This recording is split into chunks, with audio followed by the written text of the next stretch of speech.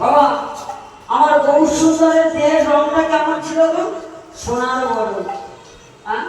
ওই সোনার বড় গৌর সুন্দরকে দেখে অনেকে বলতে পারি নড়ে ওরে নবদ্বীপবাসী আয় দেখে যা দেখে যা দেখে যা রে।